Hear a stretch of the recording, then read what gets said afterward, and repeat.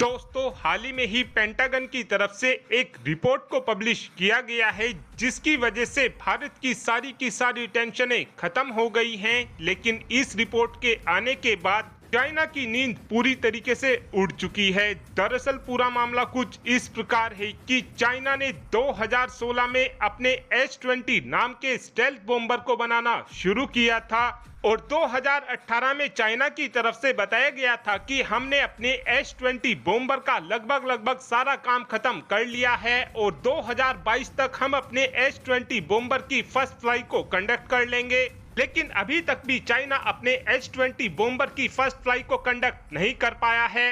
और अगर चाइना की तरफ से आज भी अपने H-20 बॉम्बर की फर्स्ट फ्लाई को कंडक्ट किया जाता है तो इस बॉम्बर को प्रोडक्शन में भेजने में चाइना को 2 से 3 सालों का समय काफी आसानी से लग जाएगा। और कई डिफेंस एक्सपर्ट्स का कहना था कि H-20 बॉम्बर भारत के लिए एक बड़ा खतरा होने वाला है, क्योंकि चाइना का H-20 बॉम्बर एक स्टेल्थ बॉम्बर होने वाला है। और उस समय कई डिफेंस एक्सपर्ट्स का तो ये भी कहना था कि चाइना अपने H-20 बॉम्बर की मदद से काफी आसानी से भारत के S-400 डिफेंस सिस्टमों को भी तबाह कर पाएगा और इस बॉम्बर की मदद से चाइना काफी आसानी से भारत के अंदर घुसकर भारत के सैन्य बेस को तबाह कर सकेगा। और कई डिफेंस एक्सपर्ट्स का यह भी कहना था कि भारत को जल्द से जल्द एंटी स्टेल्थ रेडार को बनाना होगा, नहीं तो भारत के लिए एक बड़ा खतरा हो जाएगा। लेकिन आज चाइना के इस H-20 बॉम्बर को लेकर पेंटागन की तरफ से एक रिपोर्ट को पब्लिश किया गया है जिसमें बताया गया है कि अमेरिका को चाइना के इस H-20 बॉम्बर से डरने की बिल्कुल भी जरूरत नहीं है, क्योंकि चाइना ने इस बॉम्बर को B-2 स्प्लिट बॉम्बर की कॉपी करते हुए बनाया है।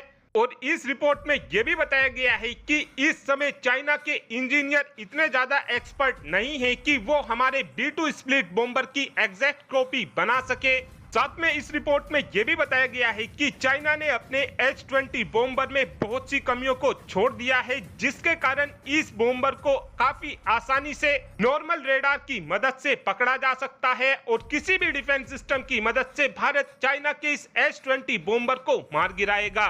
और हमारी वायुसेना के एयर चीफ मार्शल पहले ही ये बात बता चुके हैं कि हमारे सुखोई 30 MKI फाइटर जेट ने कई बार LAC पर चाइना के J-20 जैसे स्टेल्थ फाइटर जेट को भी पकड़ा है। और आप सोचकर देखिए कि हमारा सुखोई 30 MKI फाइटर जेट कितना ज्यादा पुराना फाइटर जेट है। इस फाइटर जेट के अंदर जो रेडार लगी हुई है वो भी काफी पुरानी है। लेकिन जिस दिन चाइना का मुकाबला रफाल फाइटर जेट के साथ होगा उस दिन चाइना को एक्चुअल में पता चलेगा कि इन्होंने एक स्टेल्थ फाइटर जेट बनाया है या फिर इन्होंने एक कबाड़ बनाया है। चाइना के हथियारों की खराब क्वालिटी को देखते हुए पहले ही अफ्रीका से चाइना के हथियारों का पत्ता साफ हो चुका है और अफ्रीका के अंदर ही केवल चाइना के हथियारों में 19% तक की गिरावट देखी गई है।